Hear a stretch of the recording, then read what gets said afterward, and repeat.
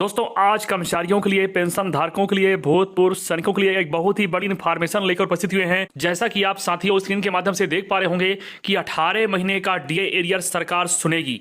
DA arrear 18 महीने का इंतजार क्या अब खत्म होगा? 18 महीने डीए एरियर पर बड़ा खुलासा क्या सरकार देगी? सारी इन्फॉर्मेशन आपको 18 महीने डीए एरियर को लेकर के तथा 8वें वेतनमान के फिटमेंट फैक्टर को मिलने वाली है, क्योंकि साथियों 18 महीने के डीए एरियर को लेकर के सुनवाई लगातार जारी है, जिसकी पैरवी वरिष्ठ एडवोकेट ए.के. तिवारी द्वारा लगातार की जा रही है। दोस्तों आज की इस वीडियो में 18 माह डीए डीआर को लेकर क्या कुछ अपडेट, क्या कुछ इन्फॉर्मेशन निकलकर सामने आया है, वह सब कुछ हम विस्तार से जानेंगे। उससे पहले आपसे हमारा रिक्वेस्ट है, यदि आप हमारे चैनल पर नए हैं और कर्मचारियों से संबंधित, पेंशन धारकों से संबंधित तथा भूतपूर्व सैनिकों से संबंधित सभी प्रकार का अपडेट सबसे पहले पाना चाहते हैं तो हमारे चैनल को अभी के अभी सब्सक्राइब जरूर कर लीजिए, जिससे अपलोड होने वाले सभी वीडियो का अपडेट सबसे पहले आपको मिल सके। वीडियो इन्फॉर्मेटिव लगे तो लाइक कीजिएगा और कमेंट में जय हिंद अवश्य लिखिएगा तथा आज की इस महत्वपूर्ण इन्फॉर्मेशन को आप सभी तक पहुंचाइएगा, चाहे दोस्त हो, चाहे मित्र हो, चाहे रिश्तेदार हो, उन सभी तक आज की इस वीडियो को आप जरूर पहुंचाइएगा ताकि सभी को इस अपडेट की जानकारी आसानी से प्राप्त हो सके। आइए दोस्तों हम इस वीडियो को विस्तार से जानने की कोशिश करते हैं। दोस्तों देश भर के लाखों लाख कर्मचारी, 65 लाख पेंशन धारक व भूतपूर्व सैनिकों के लिए सैलरी, पेंशन एरियर व महंगाई भत्ते, 8वें केंद्रीय वेतन आयोग 18 महीने एरियर को लेकर के बड़ी इन्फॉर्मेशन, बड़ी अपडेट सामने आ चुकी है। आइए दोस्तों अब देरी नहीं करते हुए विस्तार से जानने की कोशिश करते हैं। दोस्तों केंद्र व राज्यों की ओर से सभी केंद्रीय व राज्यों के कर्मचारी तथा 65 लाख पेंशन धारकों के लिए आज का वीडियो काफी महत्वपूर्ण रहेगा।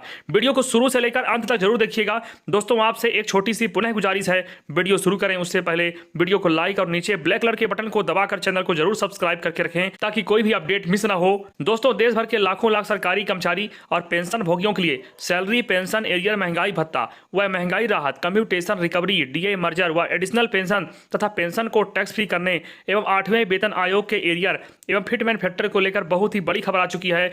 मिनिमम पे और मिनिमम पेंशन कितनी होगी इसको लेकर के बहुत ही बड़ी खबर आ चुकी है। दोस्तों आज की सबसे बड़ी इंफॉर्मेशन है, बीते 25 फरवरी के दिन मीटिंग रखी गई थी और इस मीटिंग में 8वें पे कमीशन में फिटमेंट फैक्टर क्या होगा, मिनिमम पे कितनी होगी और एनुअल इंक्रीमेंट कितना मिलेगा तथा पुरानी पेंशन बहाल होगी कि नहीं होगी, उसको लेकर बहुत ही इंपॉर्टेंट खबर आ चुकी है।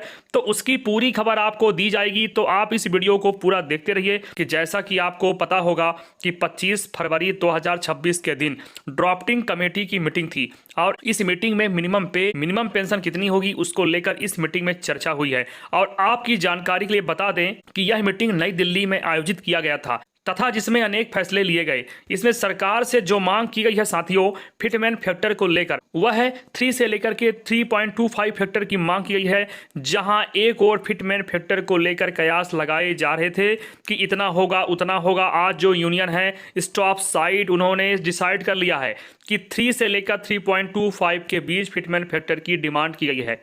इसके अनुसार जो मिनिमम पे होगी वह है 54,000 होगी और मिनिमम पेंशन जो होगी वह 27,000 रुपये होगी। साथियों अगर 7th पे की बात करें तो अभी के अनुसार फिटमेंट फैक्टर 2.57 है। इसके हिसाब से मिनिमम पे 18,000 रुपये है और मिनिमम पेंशन जो है वह 9,000 रुपये है, क्योंकि आपको पता है कि 8th पे कमीशन 1 जनवरी 2026 से लागू होने जा रहा है, अर्थात 1 जनवरी 2026 से ही लाभ दिया जाएगा। इसको लेकर क्लियर हो चुका है कि ऊपर की मांगे सरकार आसानी से देगी नहीं, इसलिए कम से कम 2.80 व 2.86 से लेकर के 3.0 के बीच सरकार दे सकती है। अगर इतना भी देती है तो कर्मचारी और पेंशनरों को साथियों अच्छा खासा फायदा होने जा रहा है। दोस्तों मिनिमम पे जो है 45,000 सरकार दे सकती है, लेकिन यहां पर डिमांड की गई है कि 54,000 की डिमांड को यूनियन की ओर से पूरा किया जाए या फिर इसमें कुछ कमी करके सरकार इसे लागू करे। दोस्तों देखने वाली बात होगी कि एनुअल इंक्रीमेंट का फायदा किस प्रकार दिया जाएगा।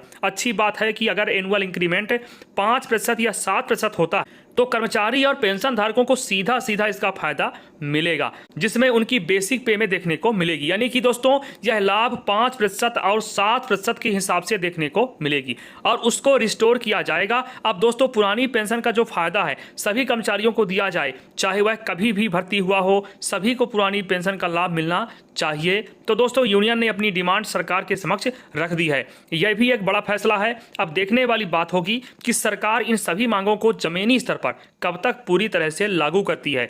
लेकिन साथियों, जब तक आधिकारिक अधिसूचना जारी नहीं होती तब तक यह संभावना ही है। सबसे संवेदनशील और भावनात्मक मुद्दा कोविड काल के दौरान रोके गए 18 महीने के महंगाई भत्ते के एरियर का है। यह मामला सर्वोच्च न्यायालय में विचाराधीन है। कर्मचारियों की ओर से वरिष्ठ अधिवक्ता द्वारा पक्ष रखा गया है और अदालत ने सरकार से यह पूछा है, यदि 8% ब्याज सहित एरियर का भुगतान किया जाए तो कुल वित्तीय भार कितना होगा। सरकार को इस संबंध में विस्तृत जवाब दाखिल करने के लिए समय दिया गया है। साथियों, यदि न्यायालय कर्मचारियों के पक्ष में आदेश देता है तो सरकार को भुगतान करना पड़ सकता है। यह निर्णय केवल वित्तीय प्रभाव का विषय नहीं होगा, बल्कि यह विश्वास की पुनर्स्थापना का भी प्रश्न होगा।